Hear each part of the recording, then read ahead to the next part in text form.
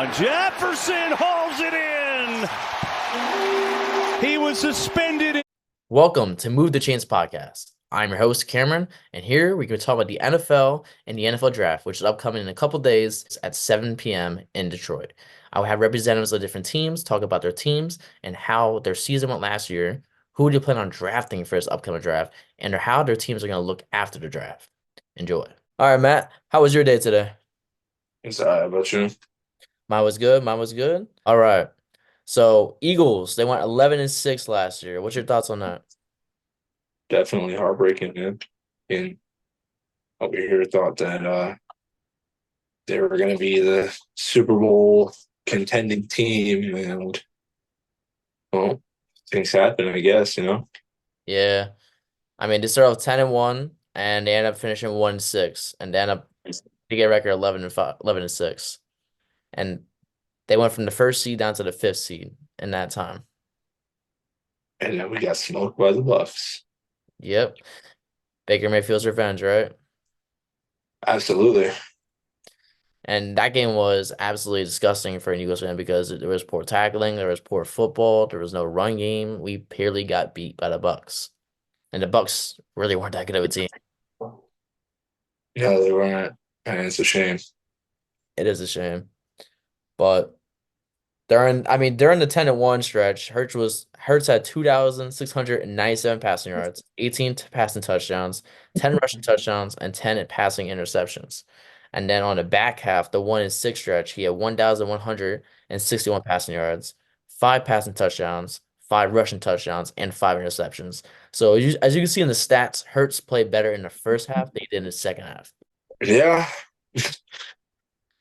Do you know what the downfall of Hurts in the second half was? I mean, the OC that hasn't changed the whole entire year. So what really changed on offense? Well, I don't think it was Hurts that was the issue. I feel like it was the team as a whole. I mean, there was poor play calling. There was not a lot of communications. We had players getting hurt. We had a lot of issues. Definitely had a lot of issues. Mm-hmm. Just overall, it's not just Hurt's fault. Yeah. And it was weird because I seen a thing the other day. Hurts credited Brian Johnson for actually being a big role in his development last year. And honestly, I don't think Hurts got any better from the year before to this year. I just seen the same, and I didn't see a spark at all. I feel like Hurts's arm strength and deep accuracy got better. That's just me personally. Definitely had a lot better deep passes this year. I mean, Devontae has been nuts on the deep passes. AJ had some, you know. Uh Brian Johnson was all right at first, but I'm just not sure what had happened. Maybe he just wanted to switch it up, and it just wasn't the Eagles thing. Yeah. Another thing I don't understand is why is there no consistency with the passing game? It's always like AJ Brown has over 200 yards and Devonta Smith has 0, or vice versa. It's like, why can't we get them both over 100? Like, why can't we share the ball? Yeah, I mean, it seems like we either use one or the other. I mean, last year we used the heck out of AJ Brown. This year I felt like we got a little bit more Devontae established, but it was never a consistency of both. I feel like the ball wasn't spread as much as it should have been. I Yeah, mean, Dallas Goedert was hurt for a lot of the season, and as you know, he's a crucial part of our of the team. passing, just our passing offense in general. I mean, Goedert's a beast. Uh, we've had issues with Devontae and AJ throughout the season. We've had issues with Swift getting hurt throughout the season when we had him. Just normal Eagles things, I guess. I mean, it seems like we always have some type of crucial injury or another. I mean, even on defense, Darius Slay was out. We've had problems with our D lines. I Bradbury. mean, I felt, yeah, Bradbury was out. It got to the point where we really didn't have any starting corners at all. And you know, we haven't been valuing our safeties and linebackers like we should have been, like we used to. Yeah. I mean, definitely got some good pickups this year. We got CJ back. I'm very happy for that. I mean, Reed Blankenship did hold his own. However, he's not very experienced. I mean, he was a rookie last year when he started. But what do you think that's that much experience? You know what I'm saying? It's Yeah, really not. so it's not a lot of experience. I mean, his only experience he has is he basically picked off Aaron Rodgers in his first interception. Other than that, there's not much experience. But CJ Gardner-Johnson is proven, and he has a ton of experience. And I'm very happy that he's back on the Eagles because he was our missing piece, I would say, from last year. A Malcolm Jenkins for a team.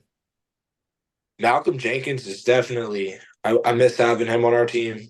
I think the Eagles need to start getting some more young guys established, though. I mean, our O line is getting old. I mean, Lane Johnson probably only has 2 or 3 more years in him, probably until he starts Yeah, that decreasing, and he's been hurt on and off. which even though he's been hurt, he's still up there as in the best tackle in the league. Like if he's not the best tackle, he's like second or third best, which is very great for how long he's been injured. Because he was injured for like 3 or 4 games, I want to say last season, and he's still up there as one of the best tackles in the league. Yeah, I mean, it's true. However, these injuries with him getting older are going to start setting in. Yeah, And people tend to forget that injuries do end up setting in. I mean, whether or not it was really showed, I mean, Kelsey was starting to hurt. You know what I'm saying? Look yeah. at Brandon Brooks. Brandon Brooks was a hell of a right guard. And, he had his injuries and it just started to get him. I mean, Same with Jason Peters. other players. Yeah, Jason Peters. I mean, think of even players who retired early, like Andrew Luck. I mean, he's had quite some injuries, and boom, look at that. I mean, we had Carson Wentz, who was an MVP contender, and look what happened to him because of injuries. He became a backup just like that. Mm-hmm. In one play, honestly, which is crazy. Um, so let's flip to the defensive side. What do you think about Matt Patricia or Sean Desai during the year? I'm not a fan of Matt Patricia. However, I forgot what his name is. Sean Desai. Sean Desai. That was a good pickup. I believe that was a good pickup. I wasn't a fan of Matt Patricia before he was on the Eagles, and I still ain't a fan of him now. So Uh, you wish that Sean Desai was the DC the entire year instead of switching halfway.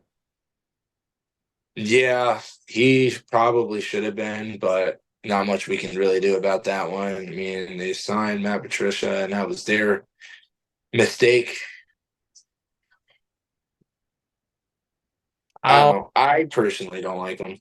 yeah, I mean Sean Desai from a standpoint, Sean Desai was good, but he didn't really adjust to anything. Like if we were getting murdered on something, we just kept getting murdered. There was no adjustments. The thing about Matt Patricia was there was adjustments and the team looked a little more alive, if I want to say. They played with a lot more But heart. it wasn't consistent. Yeah, but it wasn't consistent because when it got to the last couple of games, everyone just gave up at that point. All Literally, the team gave up. morale died. Exactly. Jalen Carter didn't play Jalen Carter. He should have won Rookie of the Year, but he stopped. So it sucks because as Eagles fans, we want them to play the whole way, play the whole 17 games, 18 games because the playoff game. Like you got to play the full thing or don't play at all. All My right. point. Absolutely. I agree 110%. So do you think there's any other problems other than the coaching that was a big issue with the team last year? Or do you think it was just strictly just the coaching? Or do you think a player was a cancer or anything like that? I think it was the entire franchise, to be honest. I don't know, man. I personally think it was the entire franchise because it seems like there wasn't really communication with anybody. You've seen times where, I mean, granted, they're human beings, but you've seen times where there was lack of communications, and you saw our star players like Hurts and Kelsey and the rest of them, AJ Brown, Devontae Smith. You've seen times where they've gotten heated. Um, and it's a shame. Yeah. I seen there's a lot of miscommunications too last year. Like there was times that like Hurts thought he was gonna run out, but he ran a vert. or stuff like that. I mean, they really weren't on the same page like they were that Super Bowl year, which is interesting because like my question is what switched between that year and this year? Because the only really big changes we made was I thought we got better. I thought we added more talent. I thought the changes to OC and DC was going to hurt us a little bit, but I think it hurt us that drastically. You know what I'm saying? I feel like we came in very explosive and very just hardcore, but as soon as our momentum slowed a little bit, they just completely allowed the momentum to stop. Because I mean, we were killing it. We had that really rough game against Buffalo that made every Eagles fan's toes curl. I Can't mean, forget the Commanders game though, the overtime game though, that made their toes curl.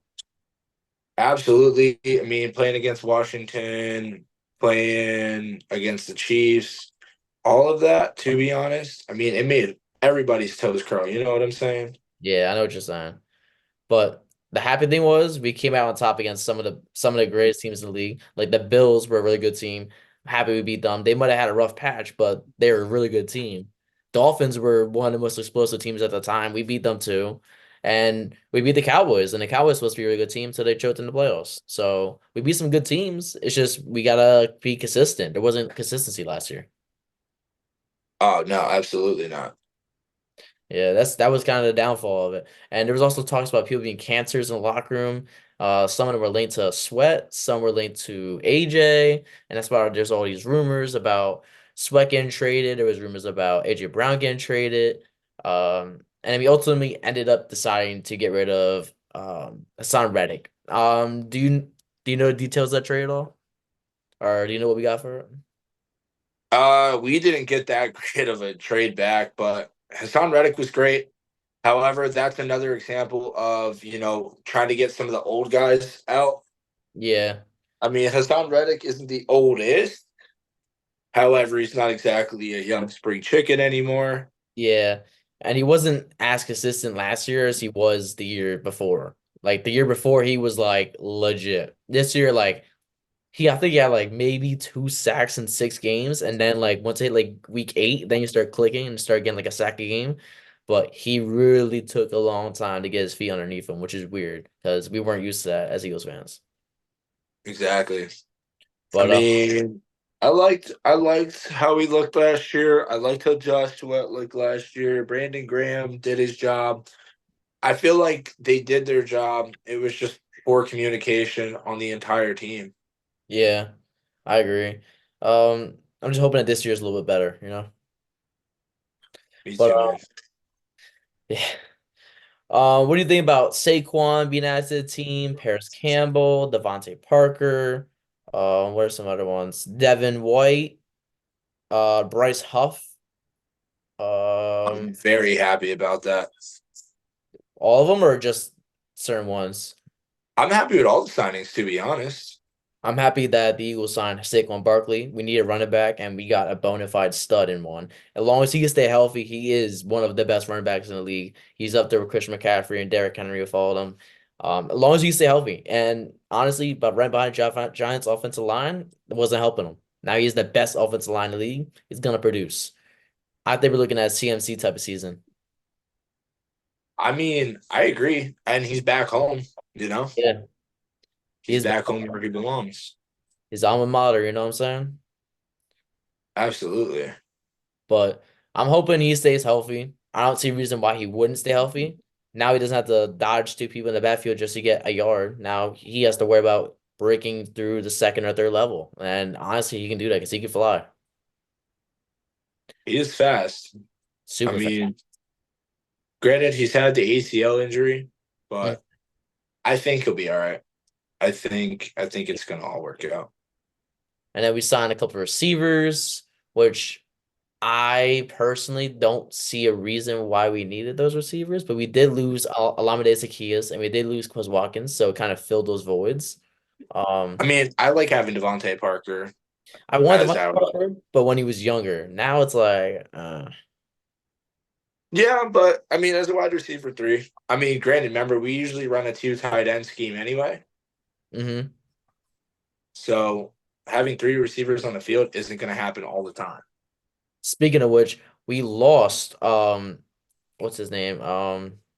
Jack Stoll, but we gained CJ Uzama from the Bengals. So I don't know what your thoughts on that are, but I have some thoughts about that.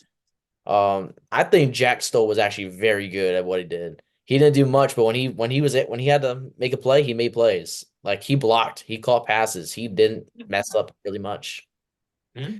So I'm hoping CJ fills that role. CJ's not young, obviously, but it's a good second tight end. It's either him or we go to Grant Calcaterra.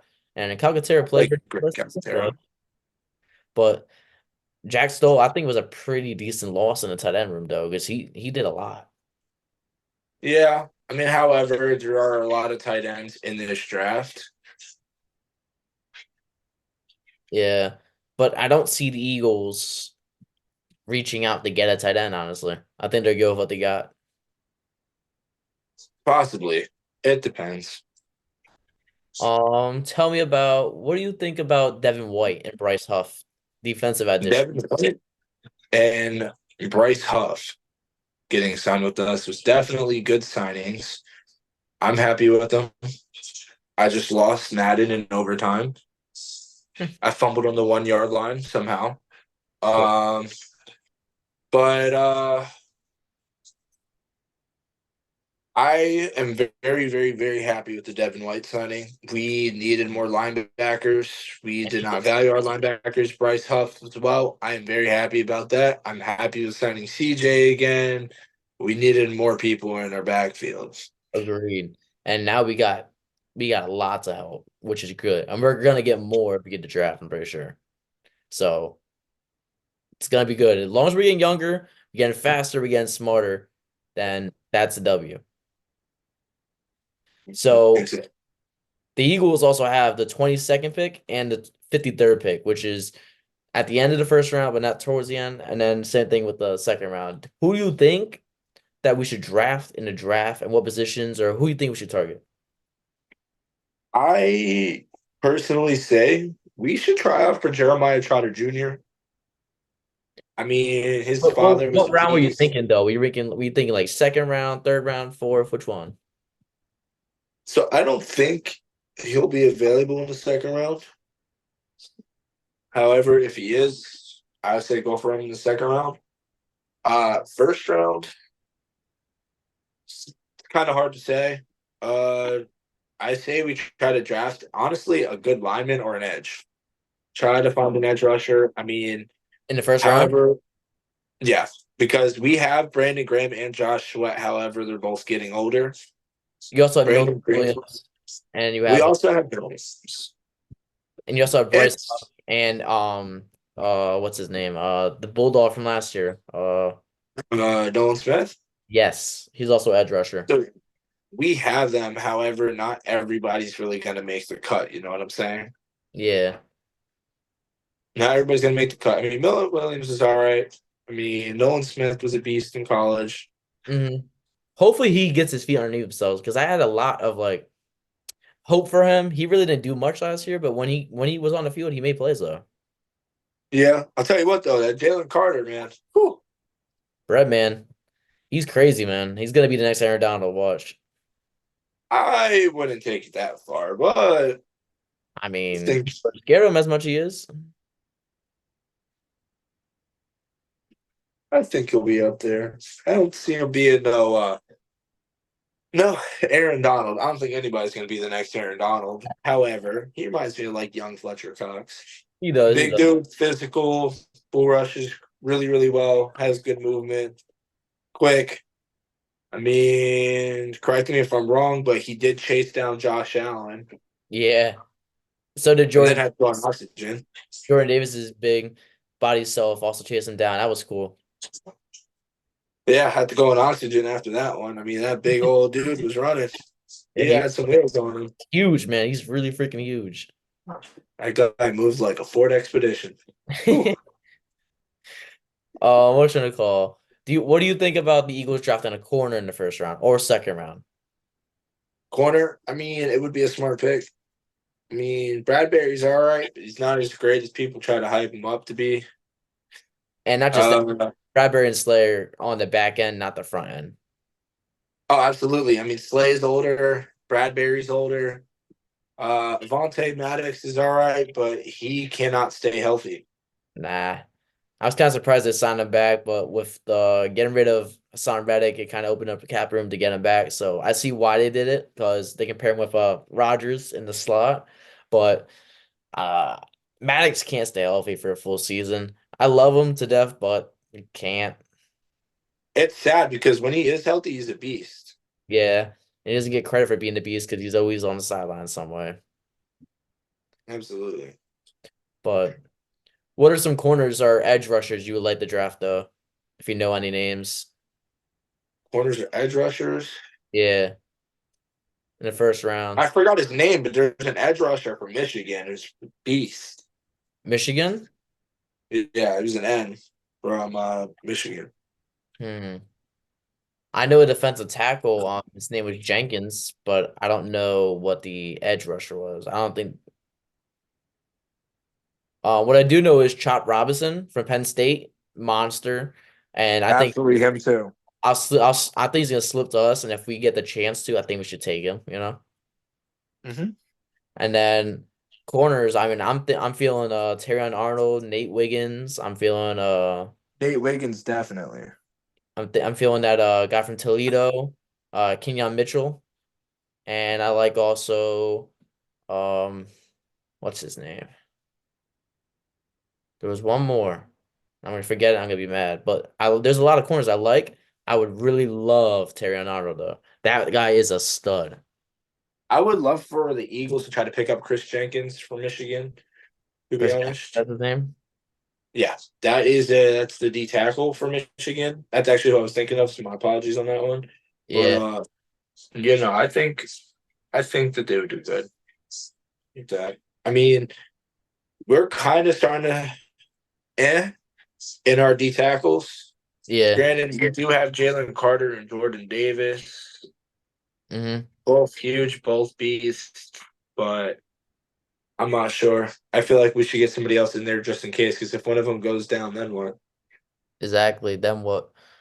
So if we don't draft him in the draft, we better go get a good one for agency, like live with Joseph or the Navigan Sudas weird because they produced, they did good. Absolutely. So we just need to find somebody at this point. Um, also, what are your thoughts about the Brazil game? The Eagles, one, losing a home game, and two, playing the Packers in Brazil. Okay, so the Eagles playing Packers in Brazil. It's exciting. It's pretty cool. I mean, the Packers are a hell of a team, Hmm.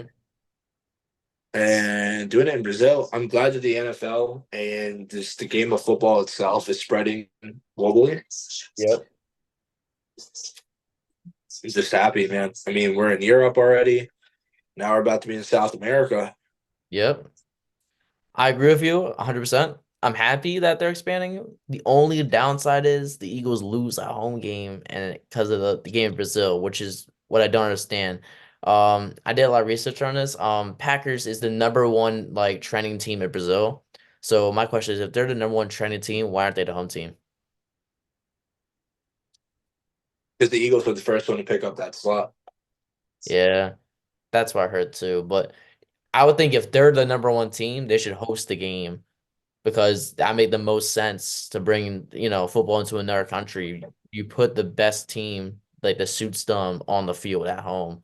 Um, but I mean, I'm happy for Eagles. I'm happy for the Packers too to expand the game. I just wish that the Eagles didn't lose a home game because of that. No, absolutely, I agree. I just hope that, we secure the home field advantage this year and we get to play even more home games throughout the playoffs. I would definitely love to play more home games. Hmm. But you're cool with what we have, right? I'm cool with what we got. I mean, granted, I'm not really going to be able to get to see any games. Home, at least. Only way I'll be able to see it is if they go to Dallas. Ew. But I mean, for the dollars, the tickets are cheap, so no, they're not cheap at all. I I'm mean, saying like if you want nosebleeds, I'm saying they're cheap because I look at the tickets for like the Dallas Eagles games, it's actually pretty cheap for nosebleeds, but you don't want nosebleeds. yeah, I'm all right on that one. You might as well watch it at home with I that. mean, I was gonna go actually to the Dallas versus Eagles last year, the one I was in Dallas. I'm glad I didn't because the Eagles lost, and I Yeah. would not have been able to live that down. Mm-hmm. But I guess he made the right decision.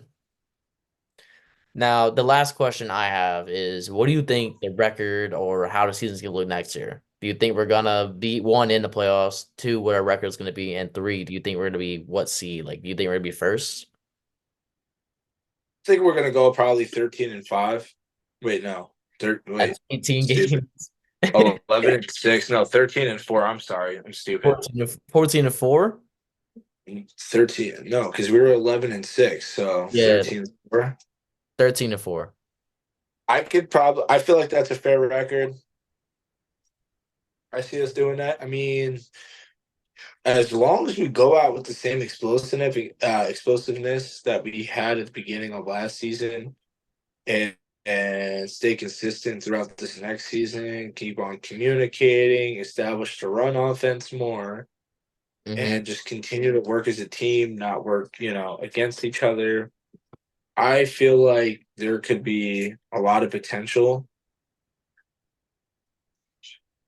Um, I think that Kellen Moore is gonna turn the ship around. I think Kellen Moore is going to be a good OC, and I know he's going to run the ball. And there's no reason why to not run the ball. I mean, you have Saquon Barkley in the running room, and you have Kenneth Gainwell, and Kenneth Gainwell was really good too. He had a down year last year, but that Super Bowl year, he had a tremendous year. I feel like Kenneth Gainwell doesn't exactly get the amount of love that he needs, like that he deserves, at least. You know what I'm saying? I mean, a lot Yeah. of people forget that Kenneth Gainwell is, in fact, that guy. Mm-hmm. I mean, he's powerful. He's not big at all, He's like a and Darren he's Sproles. super fast. That Mm-hmm. guy has speed on him. I just feel like he doesn't really get the fair treatment that he deserves. I Agree. mean, we saw Boston Scott. Eh, I like Boston Scott, but he's not what everybody lived him up to be. Yeah, I think Kenneth Gainwell is going to be his replacement, and when it does happen, it's going to be good because I love Boston Scott. Boston Scott still produces, but we got a good guy coming behind him, so it should work out. So I know that Kellen Moore is going to change it around, and we also have Vic Fangio as the DC. I think he is a pretty good proven DC around the league, so I think that we'll be good on defensive side of the ball, and we won't have the miscommunications we had last year with people looking at each other as the receivers run loose or something. I think our corners will be revived, and we're gonna be good. I agree. So I think we're gonna be good for the next season. We'll see how the draft goes. The draft is again on April 26th at 7 p.m. in Detroit, and hopefully the Eagles do good, and hopefully the NFL breaks some records with drafting the most offensive players of all time in the draft in the first round. So hopefully all goes to plan, and I can't wait for this Thursday. Absolutely, buddy. All right. Have a good one, Matt. You too, man. So now we're here with Richard, and he's a Patriots fan. How are you today, Richard? I'm doing good, man. How are you? Doing good. So Patriots went 4-11 last season with no playoffs. How did that feel? It was definitely a new experience for sure, as anybody who's watching. And as you know, it's definitely not a New England norm to be losing like that. But Hmm. hey, I'm excited for the future. Was that the how many losing seasons have you guys had now since Brady? So what? Two of our last three seasons since 2020 have come off of Because you two. guys did go to the playoffs right after Brady left, and then like you guys haven't since. Yeah, so 2020 we missed out. That was our first year without Brady. That was the Cam Newton year. Drafted Mac in 21, made it to the playoffs. Not a playoff appearance I'd like to remember. And then yeah, we missed the last 2 years after that. Yeah. And then, I mean, just looking at statistics, you guys were 302 and 165 with Brady. And then in the postseason, you guys were 31-13, which really good freaking numbers. And then without Brady, you guys are 82-98. And then in the postseason, you guys are 1-2. not a fun record there. A fun stat to bring up, but I mean, do you really think that Belichick was a system, or you think Brady was a system though? I think they both were. I think they, like when I look back to what made me a football fan in the first place, it was always both of them. Like it was together. Like you don't get six championships. You don't get what Mhm. 13 AFC championship appearances. Like you don't get all that with just one or both. Like you needed both. So I Yeah, think I think if you lose the one, you don't see as much success for yeah, sure. like recently we just saw Devin McCourty speak, and he said like, or no, Patrick Chung actually, he came out and said, without the structure of Bill, like he wouldn't have never been the player he was, and I'm sure plenty of other players over the years could say the same. I agree. And obviously, we seen Bill Belichick with our quarterbacks hasn't been the same team, but at the same time, the team wasn't as good as when Brady was there, but Yeah, the success wasn't as nearly as good. And I don't like the fact that people are saying Bill Belichick's not a good coach and he doesn't know what he's doing. He's a good coach. He knows what he's doing for sure. I mean, he won all the Super Bowls for he knew what he's doing. I def- But yeah, I definitely think it was Bill the GM failed Bill the coach. I think yeah, Bill the coach can still win a Super Bowl today on the right team. I think Bill the GM maybe might need to take a step back. pretty much. But there was I saw this thing the other day about Robert Kraft and like he was kind of downplaying Bill Belichick and like his role on the team or something like that. I don't know exactly what it was. I saw it on First Take. Do you know any about that at all? Yeah, so essentially Kraft was just kind of he's definitely been lighting some fires here and trying to kind of keep himself almost in relevancy, I think. Yeah, I don't know why. Yeah, I'm not really sure what the deal is with Kraft right now. He's definitely trying to stir the pot more than it really needs to. I've watched a couple of my Patriot podcasts and people I listen to, and just my own thoughts and my own feelings. Like, it's really not needed. Like, we Yeah, don't need any of this. Like, it's excessive. yeah, like the Dynasty podcast or the Dynasty documentary, for example. Like, I'm definitely watching that though. yeah, like I don't know. Like, I stopped watching it after the second episode, after I kind of started hearing whatever where it kind of kept going because we don't need that. Like I don't need to hear about the negative sides of Bill. Like we all know Bill wasn't the easiest person to work with. Bill wasn't the nicest person in the world to everyone. We get that. Like you can see that every day watching week to week, right? So it's like And we don't yeah. need to know that. And you can see like there's times like you guys are practicing out there in the snow. He'd be like, "Oh, you're practicing outside. You gotta get used to the weather." Blah blah. He's like, but like that's in his coaching. That's his way he coached. So I mean, Yeah, it like, works out. yeah. But like, Bill, he was an acquired taste. And at the end of the day, you just kind of had to live with that, or you weren't on the team. And there were plenty of great players who were never on the Patriots for that reason, and there were plenty of guys who became great on the Patriots for that same reason. So, kind exactly. of, yeah, So many actually became great. Very few didn't become something. yeah, And if they were great for that 1 year, and that 1 year really did something for them. yeah. Um, I was gonna ask you too, then. What was your favorite Super Bowl? Like, which one, when you look back, you're like, that was my favorite one that the Patriots won. Oh, my first one. So the first Super Bowl I ever watched was fifth grade Super Bowl 49 against the Legion of Boom. That game, Oh, that's what one got where me. you should have ran the ball. Bro, Marshawn Lynch at the one, man. Like Malcolm Butler, that interception. I remember sitting on my friend's floor. We were sitting in his living room, and I'm just there praying to God. Me not even knowing anything about football, mind you. Mhm. Like this is my first football game I'm ever watching, and I'm sitting there begging the gods to let the Patriots win. And all of a sudden, I look up, and it's just the ball is intercepted, and it was just that's a moment for me that, and mind you, obviously I got to live through three awesome Super Bowl victories, two other ones after that, and Mhm. it's still my favorite one. I think it was the part I don't understand is yes, you do have Marshawn Lynch. Does he probably get the touchdown or 4th and 1, whatever the fuck it was? But I don't know if he gets the touchdown. But at the same time, like they threw the ball to an unknown person. He number 83. I have no idea who the hell he is. Like you have Doug Baldwin, Jermaine Kearse, all these people. You don't throw the ball to him. I mean, he was killing us the majority of that game, especially in that second half. But when you Yeah. look back, it was just one of those plays where I guess from Seattle's point of view, from Pete Carroll's point of view, it's just like the Patriots defensive front that year was elite, and you're really banking on Marshawn Lynch, which to be fair, Hall of Fame running back, one of the best in the game, especially at that time. But it was a tough call for sure. Yeah. Um, I'm just trying to think like. I really don't know if they'll pick it up if they do actually run the ball, but we're never gonna know now. But that game was heartbreaking because even you never seen like Richard Sherman's face as he's like as they pick up, he's like It's my favorite. That's my dad's favorite memory of that game. Not even the interception, not the win, nothing like that. It's just face. seeing Marshawn Lynch's face and his reaction to seeing Richard that. Sherman, Richard Sherman.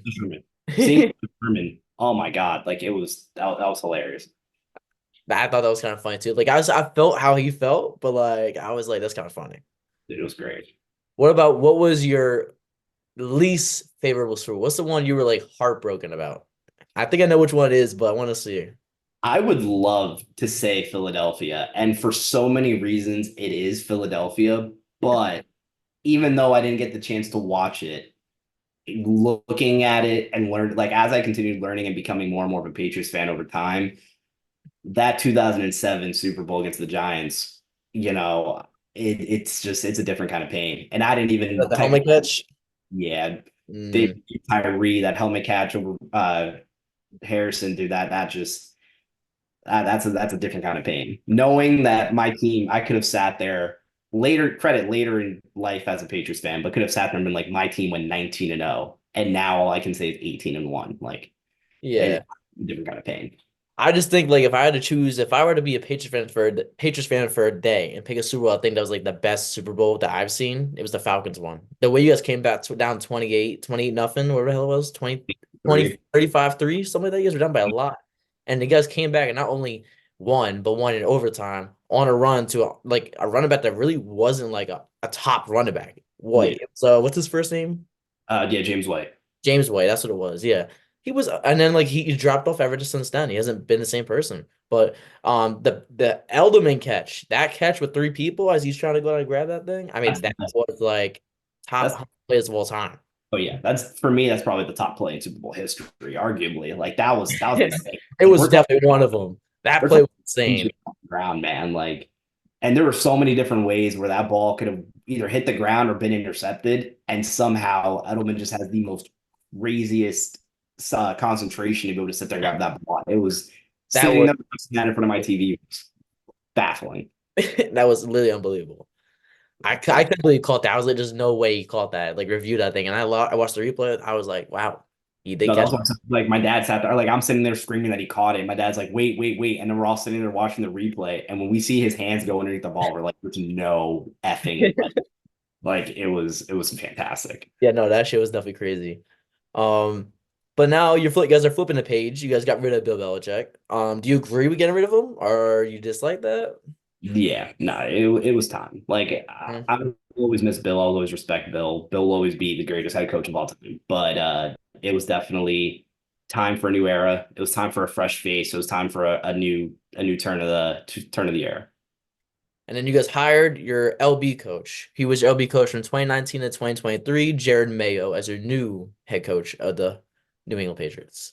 Yeah, so I love Mayo. I've always loved Mayo. I loved him as a player. Looking back, I loved him as a coach there for a bunch of years. I was always really nervous every offseason, waiting to see if he was going to leave. So seeing him Now you know stay, he's gonna stay. yeah, no, like it was kind of like the same thing with Josh McDaniels and everything. So it was like watching Mayo be there and getting to see him get what he's always wanted, which was the chance to be the head coach of the Patriots. It was a really cool moment. I just thought when they first hired him, I was like, who the hell is this guy? But then I remembered, oh yeah, I played with him in Madden, and like I knew who he was, but I didn't know he was like actually on your team before. I was like, where the hell did they find this guy from? Because like as soon as he lost to Belichick, you guys had your new head coach like 2 days later, which Yeah, was no, insanely fast. Kraft said, for years that he knew that Gerard was the head coach, which I know is a little bit of a controversial like decision, but at the end of the day, I think he's going to do a really good job. So I'm excited that they recognized and had him ready to go. Yeah, I'm not hoping against any coaches in the NFL, but I think Mayo can actually pull something through. It depends what they do in the draft and the rest of free agency, obviously, but I think they can do something better Yeah, than last season. Because last season was like rock bottom. dude, it was the worst. Couldn't imagine. Um, but I couldn't help to notice that you guys didn't really do much moves other than really paying some of the players you guys already had. Like you guys paid Mike Onwenu, Josh Uch, uh Kendrick Bourne, Hunter Henry. Those are some of the big names, obviously. You guys lost your, I think it was their tackle, right? No, so Mike Onwenu was our tackle. Well, we did lose Trent Brown, but Yeah, I Trent mean, Brown, that's what I was saying. Trent was kind of already on the way out, had a lot of character concerns, had some off the field things. So we were just kind of, it got to a point where it was kind of better to let him go. And you guys also lost Devontae Parker to the Eagles. And then you guys also lost, I think there was you guys lost a safety, I'm pretty sure, too, right? Yeah, we lost Jalen Mills to the Giants. And then is Duggar still there? And Jabril Peppers? Yeah, Duggar just about 3 weeks ago, or about a month ago now, signed his contract extension. All right, that's good. Like, you guys need him. He's a key piece. For sure. That was a guy that back on his 2020 draft was again one of those interesting, strange choices. Yeah. But I love Duggar coming out. Yeah, for sure. Yeah, I'm really happy to keep him. And then let's see. Who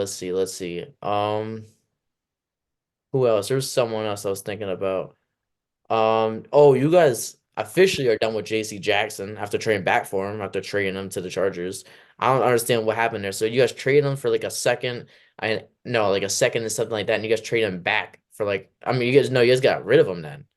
So yeah, so he was coming off of the end of his contract. We didn't owe him any guaranteed money, so we were able to kind of let him go and gain a lot of cap space back, around close to 15 million in cap space. I did see some reports early after from Mike Reese that it does seem like the Patriots are leaving that door open to potentially bringing him back down the line, probably post draft. So maybe we hear something about JC Jackson here in the next couple of weeks.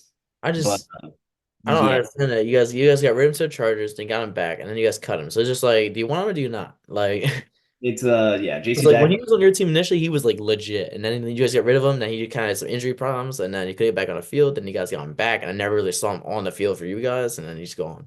Yeah, he had a bunch of off the field issues. I'm not sure if I'm really interested in getting him back here this time, but I mean, if they feel like he can still contribute, then by all means.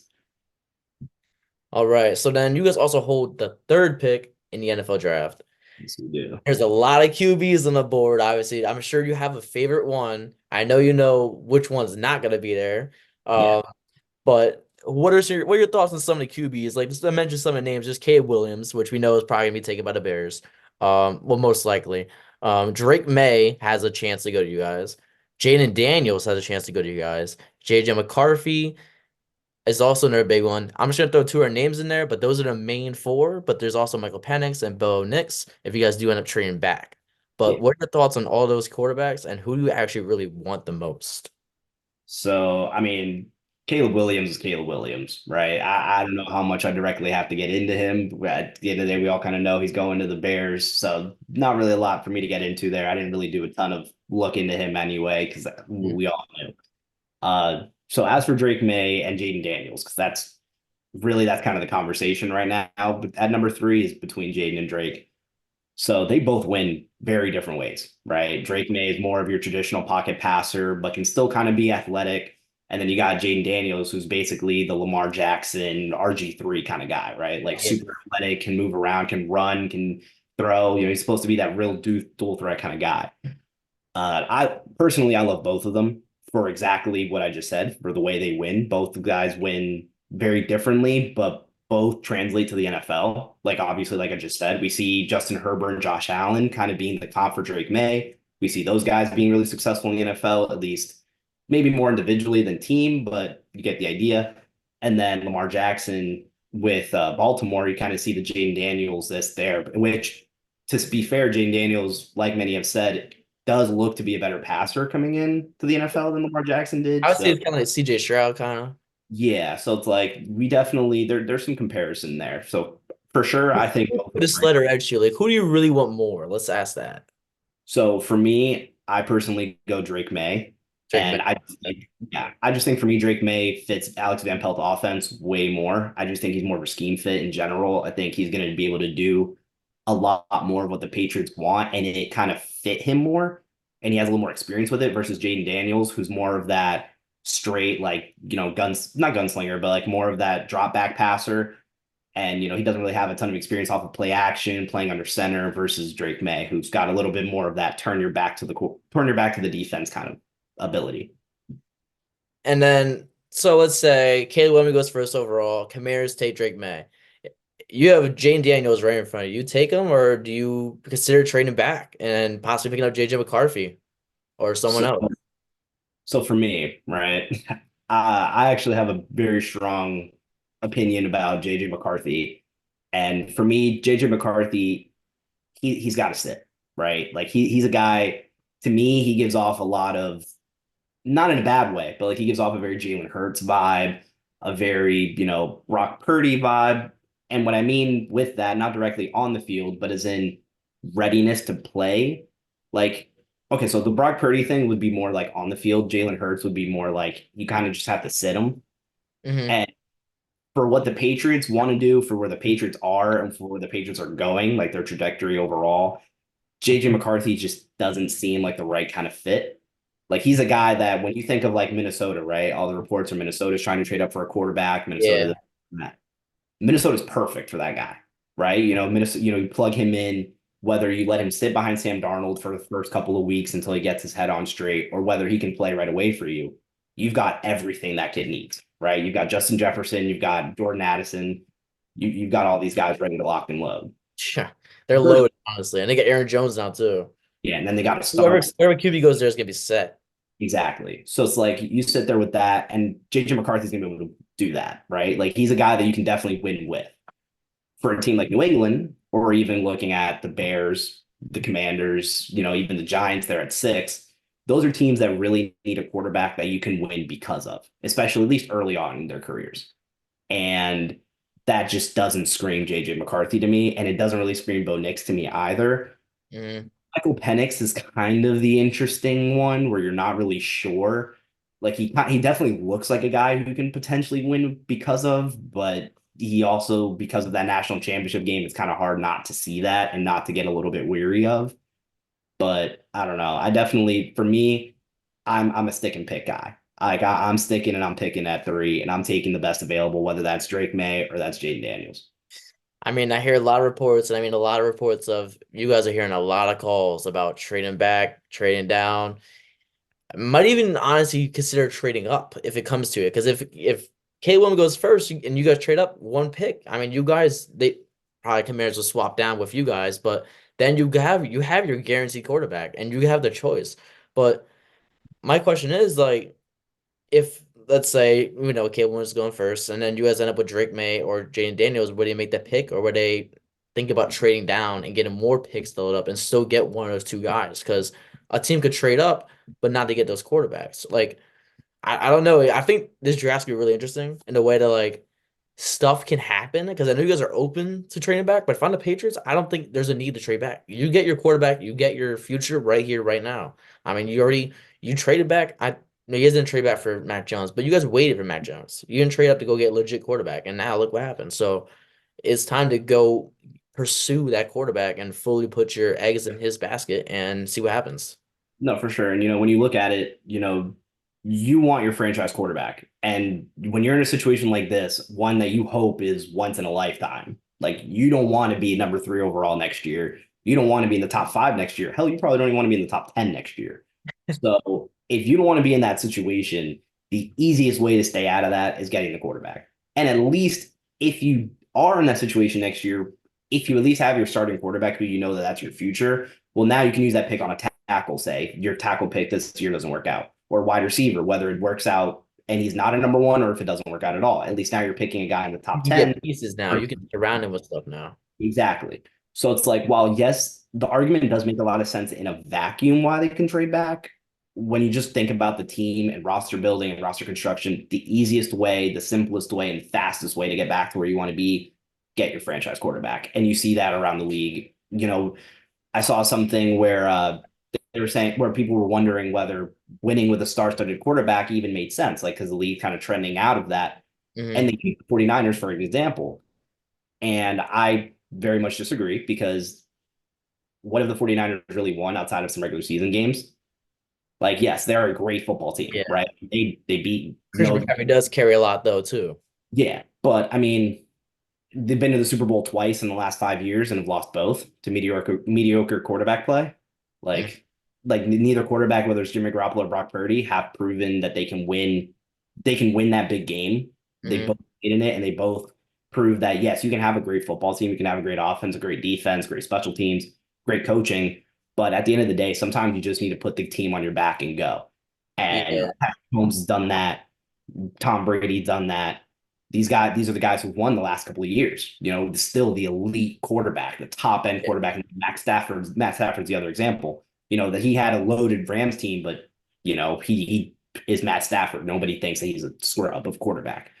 So it's like when you look at it, these star-studded guys, that's the way you get to the Super Bowl, and that's the way you win. Now, you also you mentioned about the Vikings trading up. So Yeah. now, theoretically, there's a lot of reports of Justin Jefferson being on the move or on the chopping block. Which, if I'm the Vikings, that's a guy I don't want to get rid of. But theoretically, if you have the third pick and they throw you Justin Jefferson to get that third pick, would you take it or would you stay there?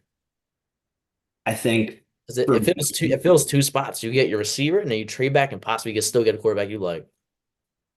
do you? I mean, that's the thing is how much do you really love that back end of the quarterback class? How much do you love? You're probably not getting JJ McCarthy from what it sounds like. So even if you love JJ McCarthy, you probably have to trade back up, which you're already putting yourself at a disadvantage being behind now. And if you like Michael Penix that much, I mean, to me, like I've looked at the situation of trading down.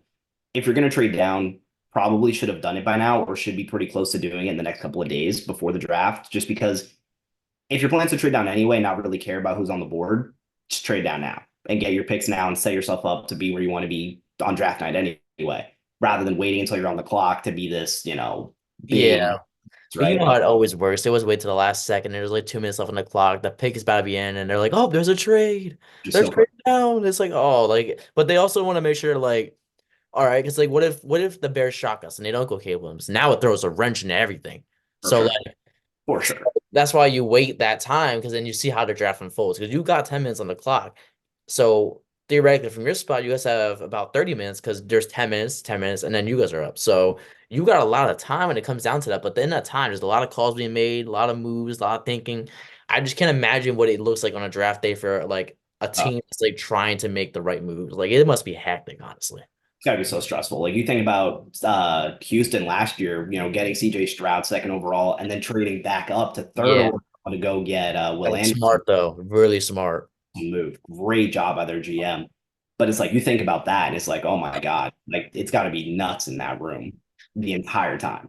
The amount of stress, the amount of trauma, the amount of like just overall thinking, like what if this player is not what he's like supposed to be? Like what if he's the next like let's say like Jalen Reagor? Like we took Jalen Reagor over Justin Jefferson. Like what if he's the next him? Like Yeah.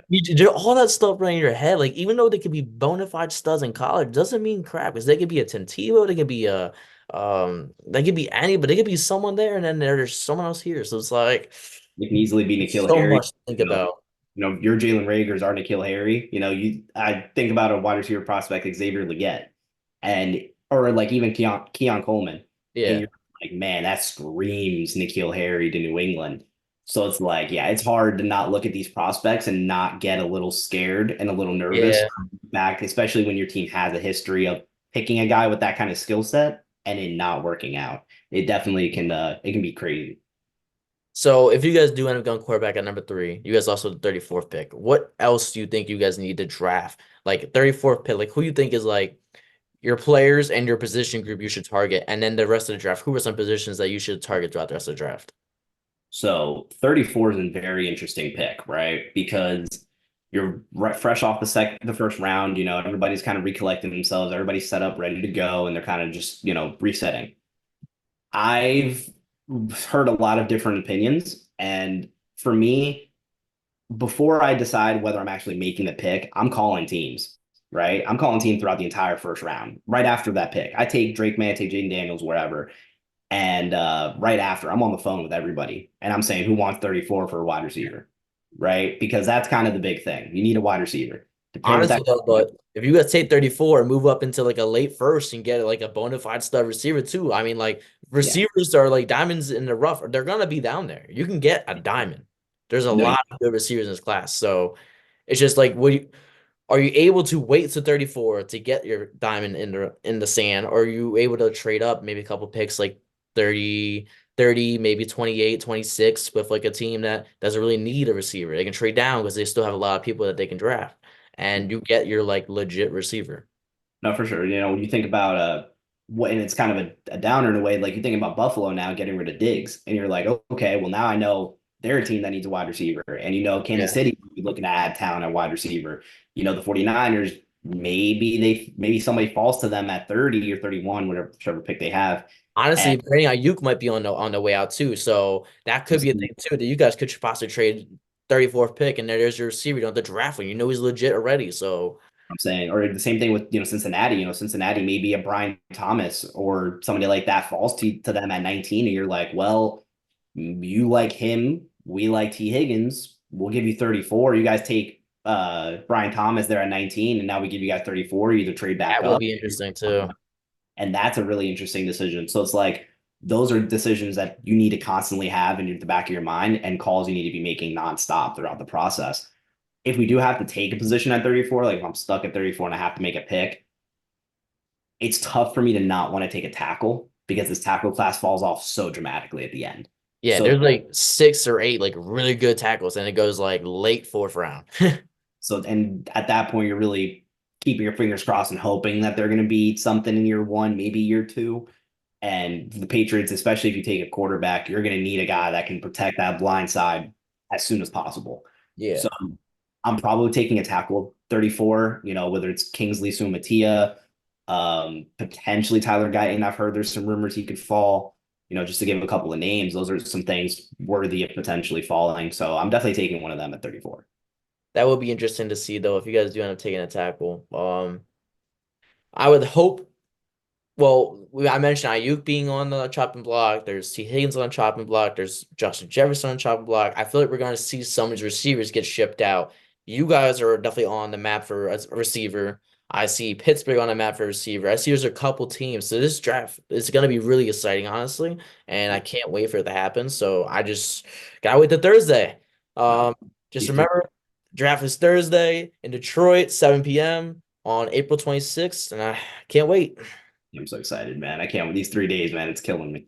It's killing me too because I just know like it's gonna happen and that like even though we don't have a top pick, like I'm nervous. Like I don't know. I get the chills because I don't know what's gonna happen because anything can happen. Anything. You think, Chicago's looking to potentially trade down from number 4. You think Arizona might trade down from number 4, or Chicago's trading down from number 9, Arizona number 4. Again, what is the Vikings going to do with 11 and 23 if they can't trade up to get a quarterback there in the top 3? So it's like there's so many different avenues. And then you also, like you mentioned, the wide receivers And there was options, other players on the trade block that we don't even know about. Remember AJ Brown wasn't really available heading into that draft. Out of nowhere, boom, he gets traded from Tennessee to Philadelphia. So who knows who could end up being moved on draft night that we're not even talking about. exactly. And this is the year where it feels like that. Nobody knows. Nobody knows. And there's also talks about Harbaugh trading down from his 5th pick with the Chargers. So like, is the Giants calling going up? Like, honestly, as a Giant for the Giants, I don't think they should go quarterback. They should go someone else because they have nothing else really. But it could be the Patriots trading back up. Like you might take a quarterback at 3 or trading down to 5 or something like that. But depending on what's going on, but like you guys need to be in that top 7 and need to get a quarterback in the top 7. If you fall outside the top 7, I'm sorry, you're not gonna get Caleb Williams. You're not gonna get Drake May. You're not gonna get Jaden Daniels. You're not gonna get JJ McCarthy. You're down to the last like 80 bits. Yeah, and at that point, obviously you probably take one because you can't come away from this first round without one. But it is definitely we won't be viewing the Patriots' future in quite the same way if they take Drake May or Jaden Daniels versus like JJ McCarthy or Michael Penix. I agree. So I just can't wait.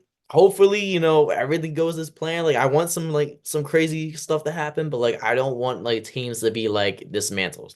No, I'm really excited. I really hope there's some trades. I hope the Patriots make some trades on draft night. Mhm. Just do not get rid of that 3rd overall pick, man. That's all I ask. Don't get rid of a key piece. That happens too. People get rid of key piece and then he's just like blossoms and it's like, oh shoot. Last thing I ever want to see is Jaden Daniels or Drake May going to another team and having all this success, and the Patriots are still looking for that quarterback 3, 4, 5, 6 years from now, and we just all have to stay here and ask what could have been.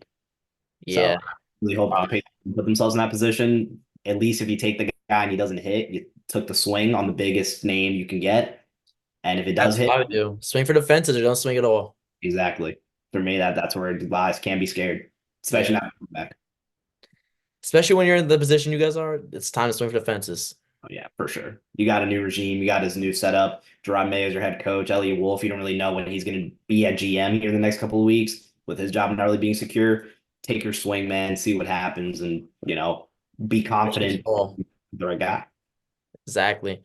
Well, thank you for your time, Richard. And we will be doing another episode soon. So have a good one, man. Yes, sir. See you, man. So I'm here with Keon, and he is a Chiefs fan. Yes, sir. Yes, sir. Reigning Super Bowl champs. 2 times in a row. Battle three-peat. No, you're not. So you guys finished 11-6 last year. How do you think last season went? We started off very slow. It was a rough, first patch of the season. I feel like we kind of kicked it up mid end of the season. We took a few devastating L's, especially against Las Vegas. That one hurt a lot. But other than that, I feel like we started slow. We picked up. It was one of our like lowest scoring seasons, but defensively, we were about top 5. I would say in the NFL, but statistic wise, I give us top 3. He was a dog last year. Chris Jones was a dog last year. It feels like almost every single season starts a little bit slow for you guys, though. Don't forget the All-Star, Trent McDuffie. So that brings up a good point. How do you feel about L'Jarius Sneed being traded, though? Do you think you guys should hold on to him? Is the money too big? I would say, how those memes where they say, oh, so and so just got traded, somebody just dropped to their knees in Walmart. I would say that was me. I dropped to my knees as soon as I seen that trade. I would say honestly, granted, we could have got a lot more for L'Jarius Sneed. I believe he's like 26, 27. You guys got rid for cheap, honestly. Yeah, for potato chips and some goddamn crackers. I mean, we could have got a lot more. I'd say at least a second round pick. I believe it's 28 to be exact, but still, that's pretty young. Yeah. So we got. What is it? A late third, or was it like a 4th? You guys got late third and a 5th, maybe from the Titans. It wasn't much. Yeah, no, it wasn't much at all. But I mean, the good thing was you guys freed up cap room, but you guys didn't do anything with the cap room. So yeah, I know. We made one big move, which was getting Marquise Brown, but granted, still a young, explosive wide receiver that we do need because the receivers are trash, horrendous. All of them need to pack their stuff out the locker room and get out. And we got Darius Toney, that trash can.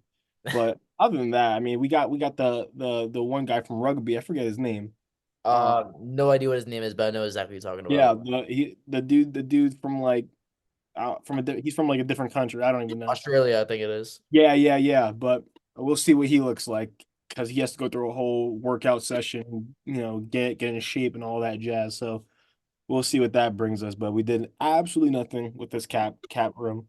I did see that today you guys did extend Andy Reid. You guys did extend, I think it was your GM, and I think you guys extended someone else. So you guys are extending people in the office, so that's probably where the money went to.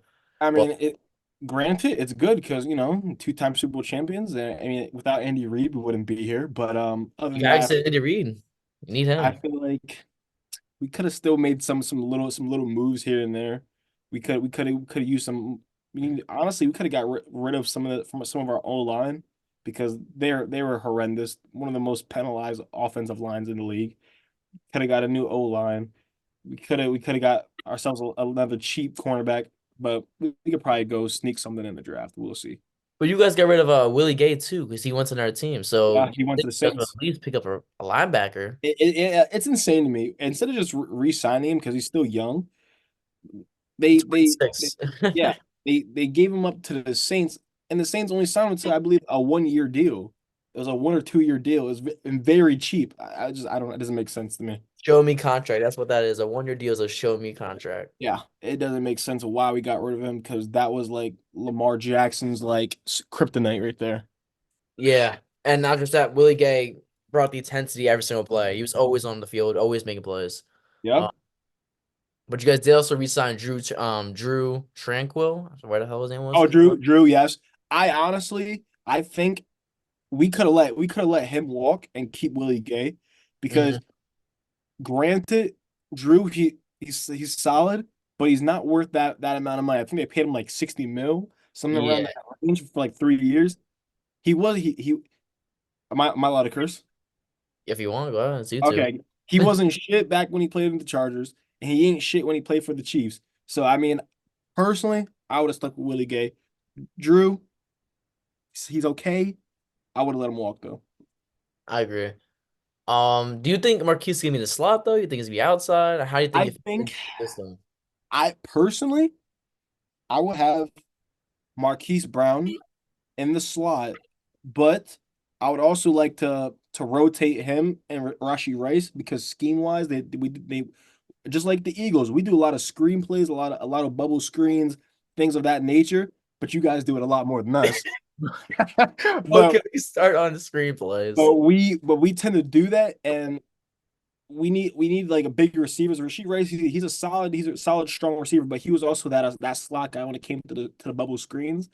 But other than that, I think I would keep Marquise Brown slot, Rashi Rice outside. But one thing that we do need and that we're lacking most, and I wish if we're talking about moves in the offseason, I would have took Mike Williams.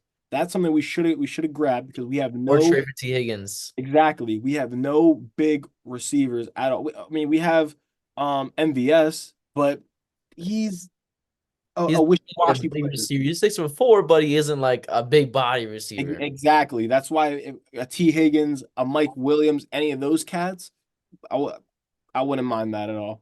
Yeah, it would have been a lot better. Would have made more sense too. Mm-hmm. But I agree though with what you're saying. Marquise Brown in the slot, Rishi Rice probably is playing slot. I think you guys can move them around wherever you guys need to wherever you guys need to be for the play, which is good because then if you have guys that are flexible, then the offense just becomes more wide open. Exactly. But then I would assume you guys would draft a big body receiver in the draft. But Yeah. I mean, and knowing, there's a few. There's a yeah, few.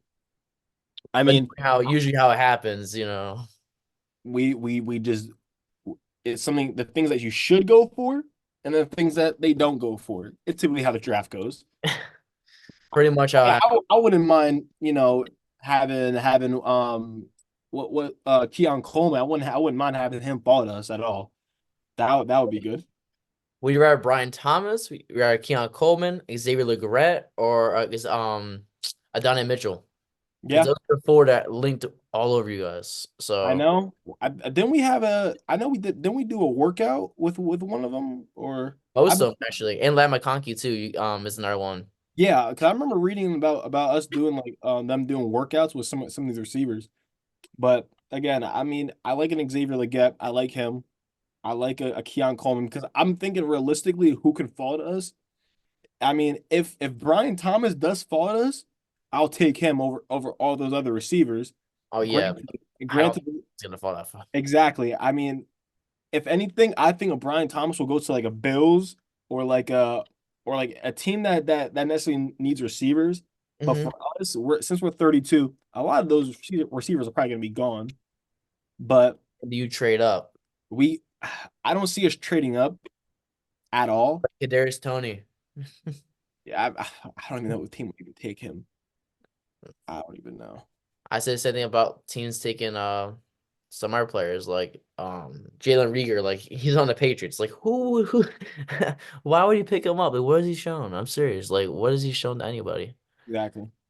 But Exactly. here we are. People give everyone second chances for everything. Well, in this case, third chance for Kadarius Tony. But if I'm correct, you guys have a decent amount of picks in this draft too, so you could figure something out. Yeah, If you, we have a good solid amount. I think we definitely need to go back and go grab us another young cornerback that we think can match the physicality that L'Jarius Sneed brought.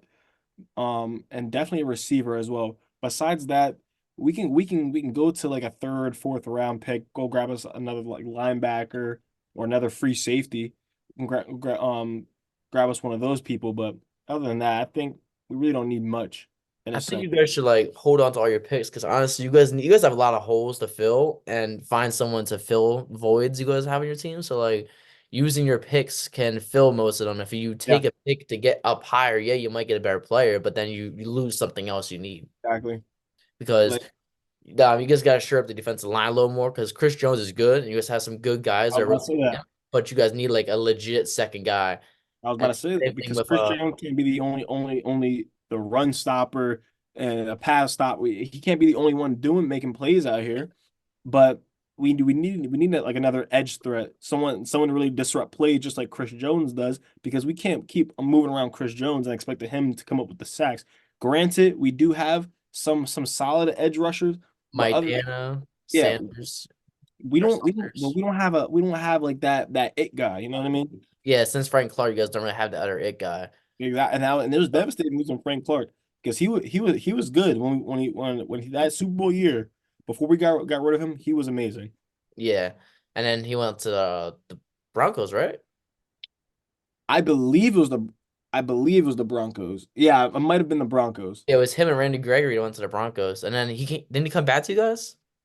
I think he did, but I forget. I don't know if he retired or if he's just a free agent, to be honest with you.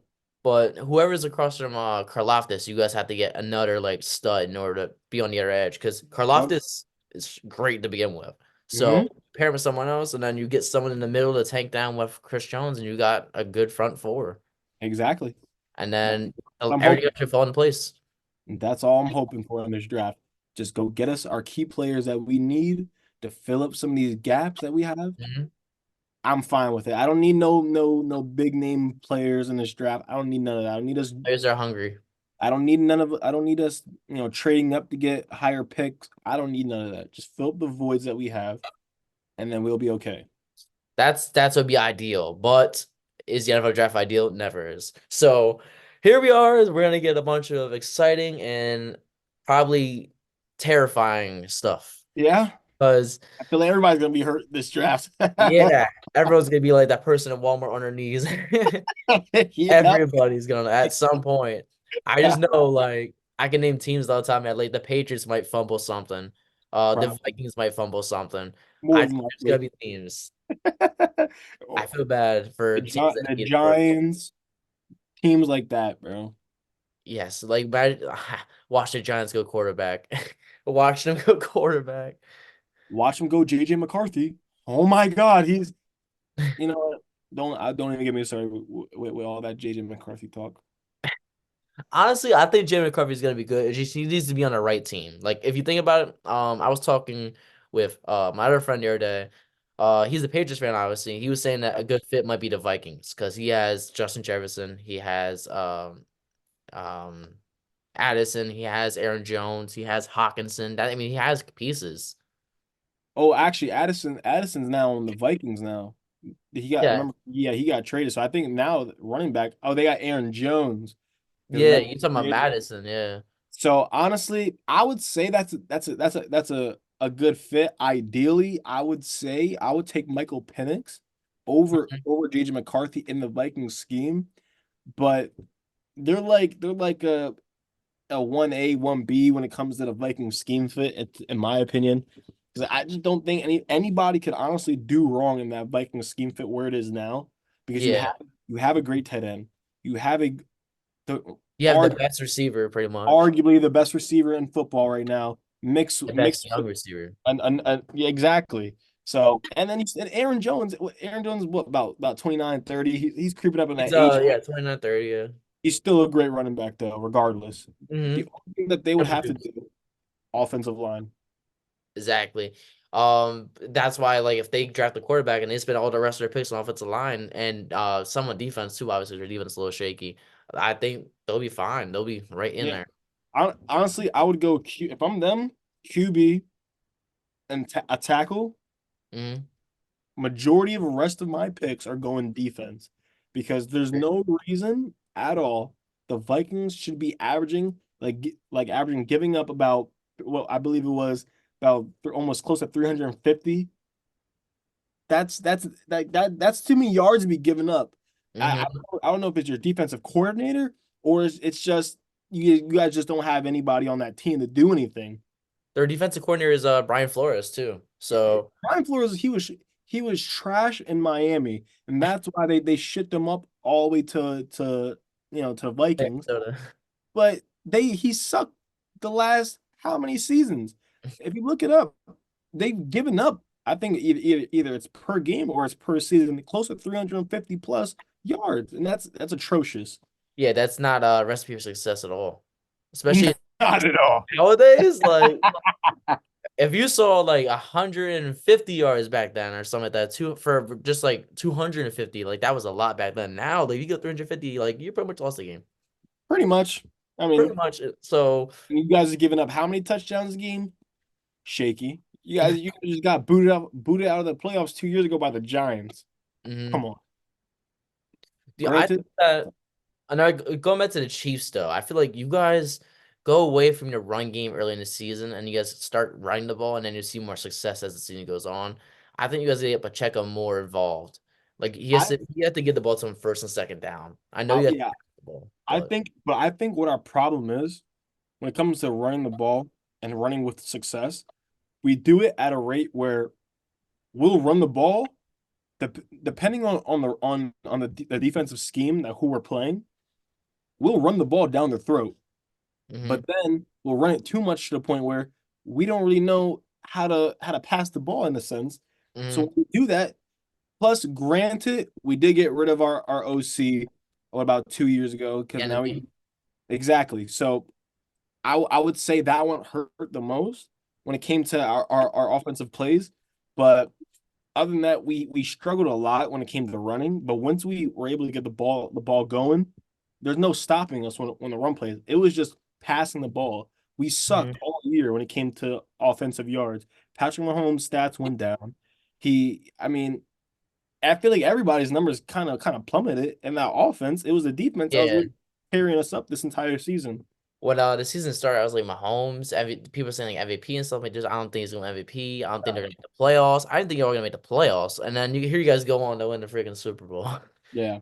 But what do I know? I'm just, somebody. I mean, technically, we did have.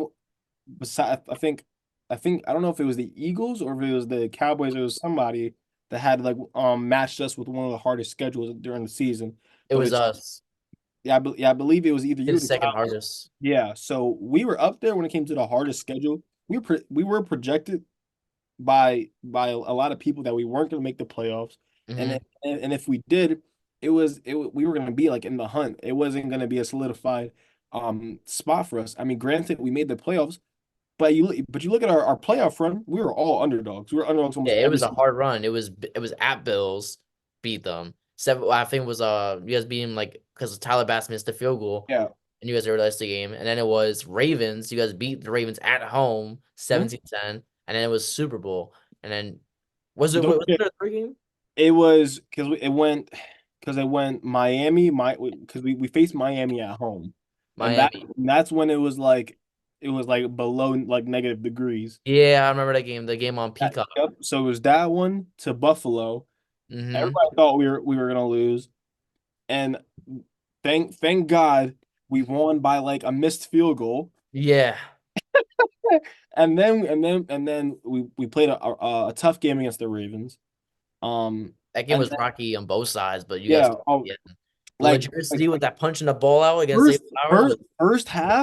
first half, like mid third quarter, we played perfect football. Mm-hmm. I mean, entirely running the ball, passing the ball. But once we got to the lower time in the third and into the fourth, we were playing bad ball, and And that's when it came to that last drive where we converted on the fourth. So yep. when we converted on the fourth, that's when the game was sealed. But besides that, we just won, barely. But then same thing in the Super Bowl. But Yeah, well, what I'm trying to call Lamar was off for most of the game too, mhm. but when he did start connecting, like it started getting scary, and then he started disconnecting again, like likely wide open and missed them, and that was like pretty much the end of the game. He just threw his Yeah. hands and left the field. And that was why I was like, wow, he just gave up. The game that gave me the most, pain and the most anxiety It was that Super Bowl against the Niners. Niners, yes. They came out strong. They came out, run the ball. And then there was a fumble with Chris McCaffrey. I was like, oh shit. And then you guys go back, and then there goes Pacheco, fumble. I was like, oh fuck. McCole Hardman, him and Clyde Edwards, get them off this team. These guys are turnover machines. Stop with the jet sweeps. I don't want to see those happen ever again to McCole Hardman. Never again. But like I said though, He did redeem himself though. yeah. But besides that, I mean, we defense played perfect coming after the second half because it was demoralizing. They were killing us all first half. We were able to keep the score pretty tight and close. What was the score at halftime? Was it like 10-7? I believe it was around there. Either it was 10 or it was like 13-7. It was something around that. I'm about to look because it was definitely close. I remember it's like a nail biter at halftime. Yeah. Like that's why I say it was they were like demoralizing our defense, but we were still sticking strong, shutting them out, making plays, but offensively we couldn't get nothing going. Patrick Mahomes couldn't do anything at all that entire first half. Yeah, it was 10-3 a half. I wanted to say that, but I didn't know if that was for sure. Yeah, so we couldn't do anything.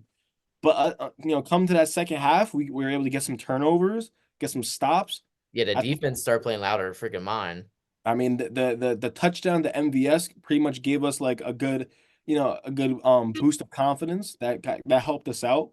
But right after that, running the ball. Yeah, you guys start running the ball really well too. Pacheco was getting 10, 20, 15 yards. Like he started popping loose, and that's when people were like, "Oh shoot, here it goes!" And then the game went to overtime, which I'm like, "All right, I never seen an overtime Super Bowl in my life." And I know you were tripping balls because you called me. And you were like, "Oh shit!" Yes, I was literally on my hands and knees praying to God, we just gotta stop, please. Trent McDuffie came out with two of the best defensive plays. I feel like I'm pretty biased in Super Bowl history with those mega stops. I mean, you can't write it any better. And then a touchdown to out of all people. If it's not Kadarius Toney, McCole Hardman.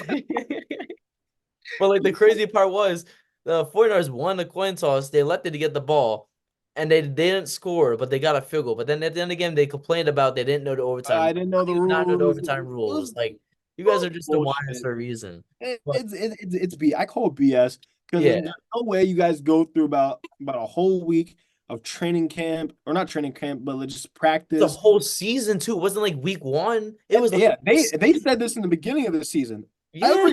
Every team knew this. This came out to every single team, not just yours. And every GM agreed to it too, which exactly. is that.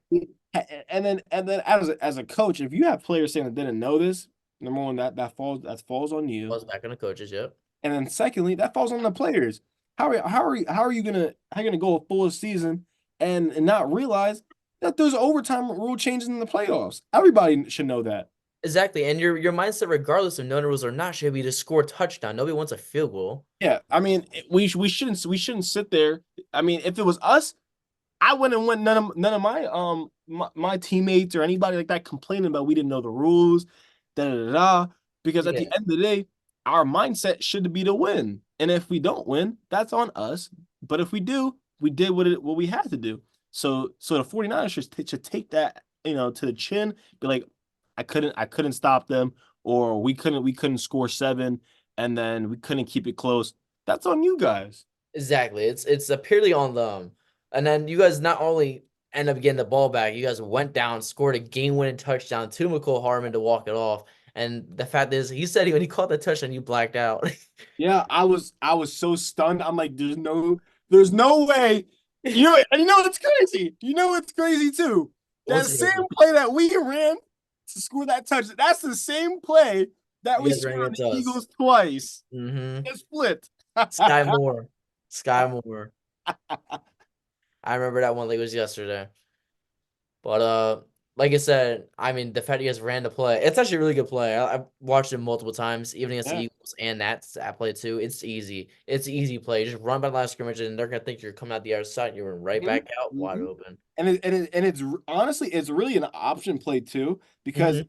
if that's not open, you have your slot open as well, or you can even just give it to your running back then. But you have options of who you can give it to. But if that's open, you're going to that person 9 times out of 10 because it really and mostly works when they're playing man because Mhm. the Niners they were that entire majority of the entire fourth quarter and going into OT, they were playing man. They were playing tight man. They were playing very physical on the Yeah. ball. And that's the same thing that happened with the Eagles. The Eagles wanted to play a man so much, so that's what we did. Yeah. Well, what you gonna call it? That play really only works in man if you're trying to throw to a receiver. If it's zone, that's a run all day. Yeah, exactly. And then yeah, you guys ran that play, and then talk about man, Juju Smith-Schuster on James Bradbury. Let me hold you a little bit. Yo, they should No, just get rid of that's a BS man-to-man coverage call. in the NFL. Just get rid of man-to-man. Either it's going to be a flag or you're just going to get beat. Tell me this though, what do you think about the tush push still staying in the NFL though? I mean, I hate the Eagles. I hate that they use that. But if I I think as an Eagles fan, we got to go away from that a little bit. Like, yeah, it works, but doesn't mean we need to do every single fourth down. I get you get the first down, but you need to have other ways to get a first down. Like, that can't be your only trick. yeah, I would say because I think it is cheesy. I hate the Eagles. I emphasize that really much. I hate the Eagles. But I would say I wouldn't want that move or that play taken out for a simple fact that it's football at the end of the day. If Mhm. if you want to say something, is cheesy or it's hard to stop, I don't really give a crap to hear about that because at the end of the day, it's football. Make substitutions. Put big men in the front. Put your biggest D tackle in the front. Everybody play up on the ball. Don't jump on the don't jump, don't get off sides. Play football at the end of the day. Be physical. And Yeah, if you don't, if you don't stop them, whose fault is it that you got to that point? Make a stop and make a play. And if you guys get the first down, make another stop. You know, exactly. I mean, at the end of the day, it's football. I don't think anything like that. The good thing is, it's not unstoppable. Like, it's a stoppable play. It's been stopped If before. we've seen it be stopped. For example, when you guys in the playoffs against the Bucks, you guys were on goal line and they stopped you. Yeah, we got to It's stop not right there in the one. it's It's not about stoppable. You just got to have the right people in the right yeah, spot. I believe they said it's like you have about close to like an 80% chance of completion percentage around 85, there. 80, yeah, something like Yeah. that. I mean, if it was unstoppable, it would say like a 100% completion percentage, but it Yeah. doesn't. Unstoppable is you gotta strategize. You gotta figure it out and you gotta attack it. That's how everything is. Like if there's an offense that's something and they're do it very good to an extent, or defense, they do it very good to an extent, like blitzing wise or stuff like that. Like you just gotta strategize and go about that. So how do you feel about Jason Kelsey now? You guys think you're still going to be going to that play more often? Um the play's not gonna go away just because of Jason Kelsey. He was part of the play, he wasn't the play. Yeah.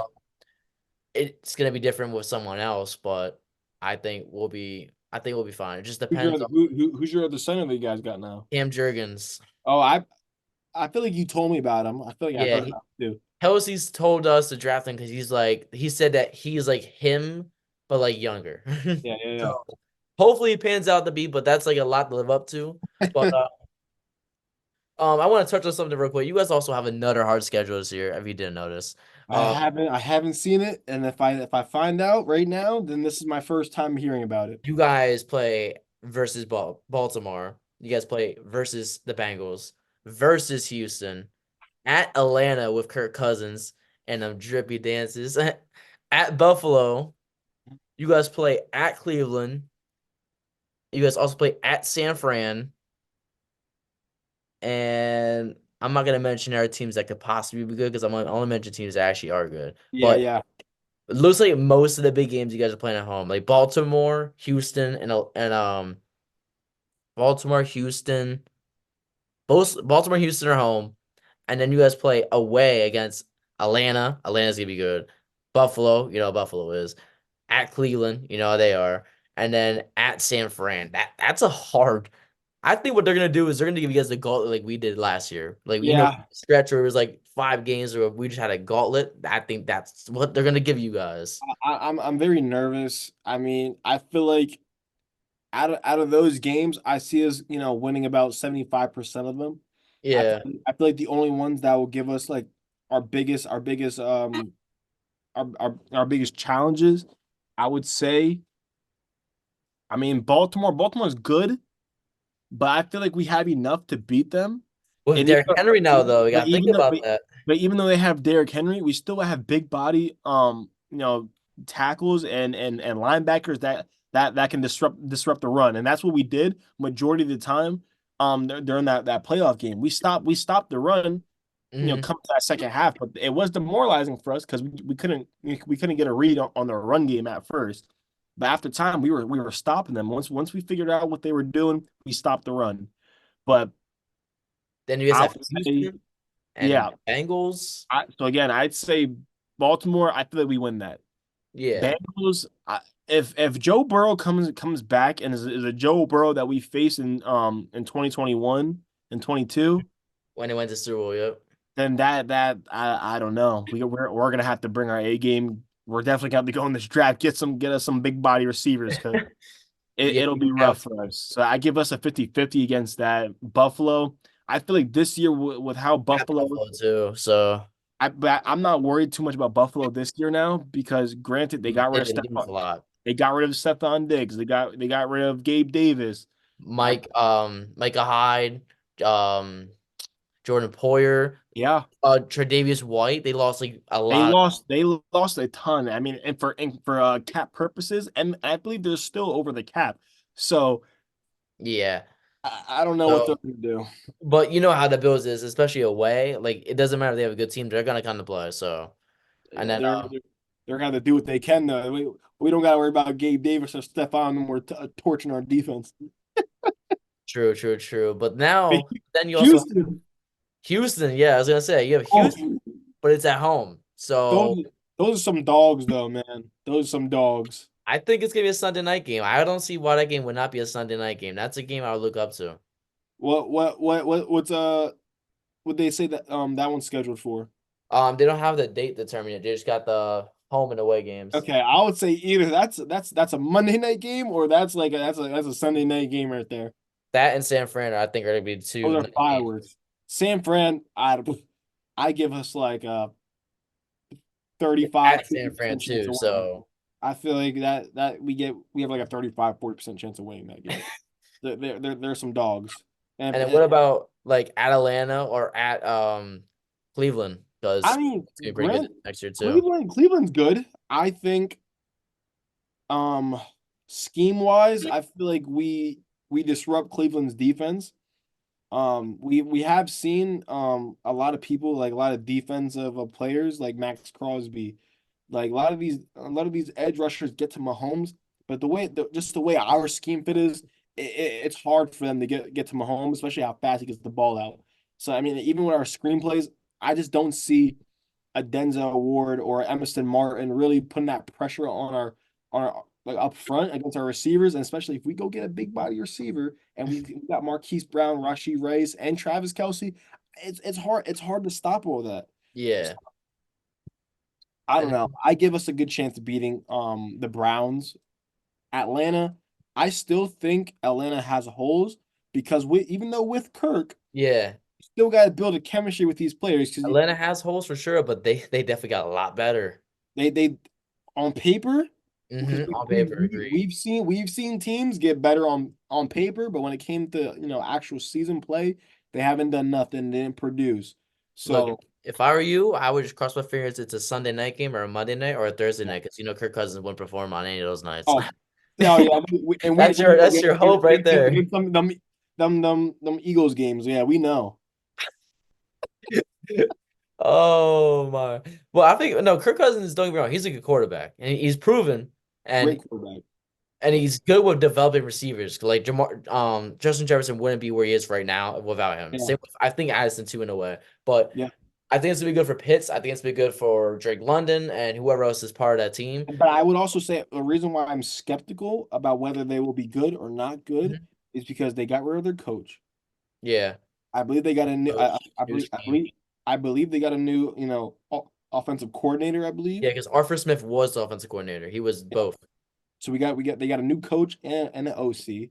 Mhm. So I think if they play their cards well, they'll do amazing things this season. Amazing things. But if the chemistry and all that, people not coming playing up to standard the way we expect them Yeah. to, it'd be rough. If they play good football, they'll be somewhere in January. I couldn't think of when the playoffs start. Yeah, I They'll be in the playoffs. I'd say they're a 7 seed, a 7-6 seed. You don't think they can win division? I mean, it's Panthers, Saints, and Buccaneers. I think they can win the division, but I think the way the Bucks performed the last season, I think the Bucks can win a division. If they played the way they're supposed to play, they could. Like if they played the way they can play against us, they could be fucking everybody. Re-signing Baker was a good move. Yeah, I agree. Keeping Mike Evans, extending him for I believe it was what 2 to 3 years. It was something around there. Yeah, and then Rashad White's a beast. Yeah, I mean that. But the only thing that they're lacking seriously is defense because they got rid of. I think they got rid of Shaq Barrett. I believe. They did. Didn't they get rid of Devin White, or is he still? He's Eagles, baby. exactly. I remember. Yeah. So they're lacking a little bit on defense, but they go in the draft to make solid move They picks. can make it work. They'll make something work. They're a good team. They're a good team.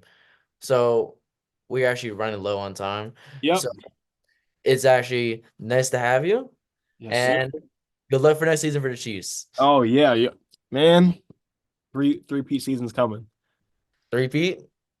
Who do you think is gonna meet you guys in the Super Bowl? Let's give me like an early. Who do you think is gonna be in the Super Bowl with you guys this year? Before draft, before anything, who do you think?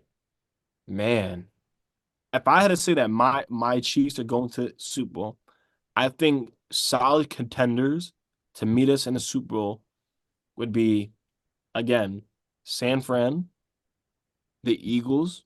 Mm-hmm. I want to say the Cowboys, but the Cowboys suck. They always end up selling. Oops, fuck off. You're good.